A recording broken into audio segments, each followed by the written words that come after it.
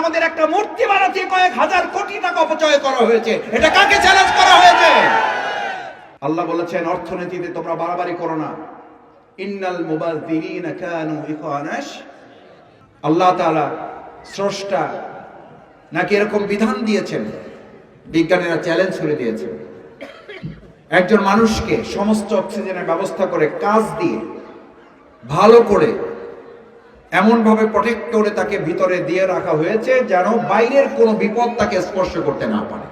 চ্যালেঞ্জের পালা শুরু হয়ে গেল। মাস, বছর, দিন, ঘন্টা, মিনিট, সেকেন্ড পার হচ্ছে। অপেক্ষমান আছে বিজ্ঞানীরা, অবজার্ভ করছেন জীবন্ত মানুষটাকে কি করে মৃত্যু হবে। তার কাছে থেকে যেতেই পারবে না। তাকে তো চতুর্দিক থেকে বেষ্টন করে রাখা হয়েছে। কি আয়াতকে চ্যালেঞ্জ করা হয়েছে? আইনামা তাকুনু ইউদরিকুকুমুল মাউত ওয়ালাউ কুনতুম ফি বুরুজিম মুশাইয়াদা।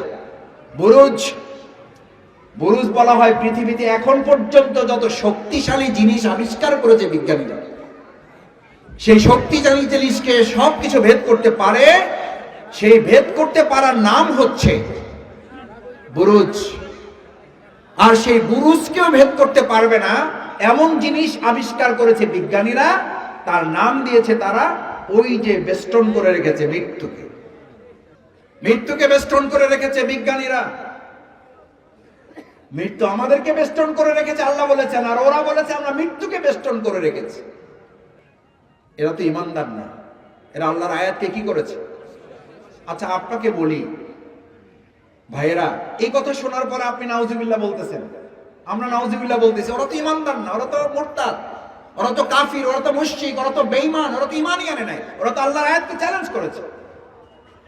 কি চ্যালেঞ্জ করেছে? আল্লাহ বলেছেন মৃত্যু তোমাকে বেষ্টন করে আছে, আর ওরা বলেছে আমরা মৃত্যুকে বেষ্টন করে রেখেছি। কি করে ঢোকে দেখে নেবে। আচ্ছা এইটা যদি তার জন্য মুরতাদগিরি হয়, এইটার জন্য তার যদি বেঈমানি হয়, তাহলে আজকের যুগে এসে কেউ যদি বলে আল্লাহর দেওয়া বিধানের বাইরে গিয়েও সমাজ, রাষ্ট্র, অর্থনীতি, সমাজনীতি, পররাষ্ট্রনীতি, সমরনীতি পরিচালনা করে আমরা সুখী সমৃদ্ধ একটা সমাজ বিনির্মাণ করে দিতে পারবো, তাহলে এটা কি ওই বিজ্ঞানীদের মতো হবে না? হবে না। ওরা আল্লাহর আয়াতকে চ্যালেঞ্জ করেছে, আর আল্লাহ তাআলা বলেছেন ওয়ালা তুবাজ্জিরু তাবজিরা, তোমরা অর্থনীতিতে অপচয় করো না। আর আমাদের একটা মূর্তি বানাতে কয়েক হাজার কোটি টাকা অপচয় করা হয়েছে। এটা কাকে চ্যালেঞ্জ করা হয়েছে?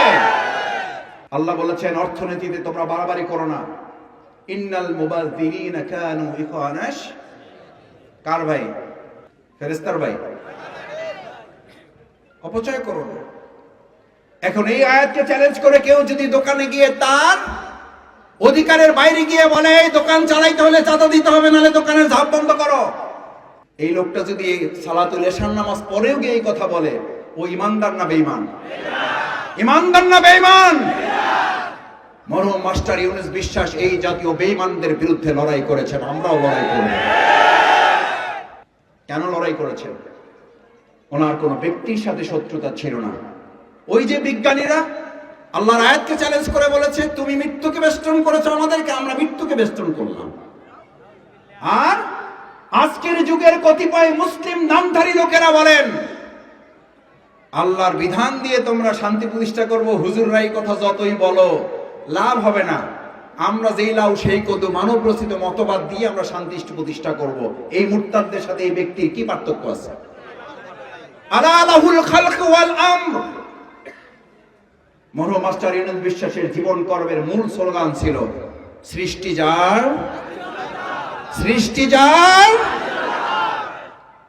এটা কি ওনার বাপের স্লোগান? এটা কি ওনার স্ত্রীর স্লোগান? এটা কি বাংলাদেশ জামাত ইসলামের আমিরের স্লোগান? এটা একজন ইমানদার মুসলিম মুসল্লি যিনি নামাজ পড়ে আল্লাহু আকবার, নারায়ে তাকবীর, আল্লাহু আকবার, আল্লাহর ওয়াহদানিয়তের ঘোষণা দিয়ে এসেছে। সেই আল্লাহরই ঘোষণা আলা লাহুল খালকু ওয়াল আমর।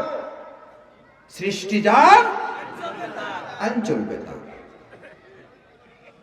এই মসজিদের কোন ইমাম যদি এখন এসে এখানে মাইকে দাঁড়িয়ে বলেন আমি একটু আগে আপনাদের ইমামতি করে এসেছি না ভাই, আমার কথা আপনারা শুনবেন না, আমার কথায় আপনারা সিজদা করেছেন, আমার কথায় আপনারা রুকু করেছেন, আমার কথায় আপনারা উঠেছেন বসেছেন, আমি এখন সেই লোক এসে বলতেছি আল্লাহর আইন অনুযায়ী মসজিদ চলবে, কিন্তু আল্লাহর আইন অনুযায়ী নমালা চলবে না। এই ইমামের কথা আমরা শুনতে সবাই রাজি আছি ইনশাআল্লাহ।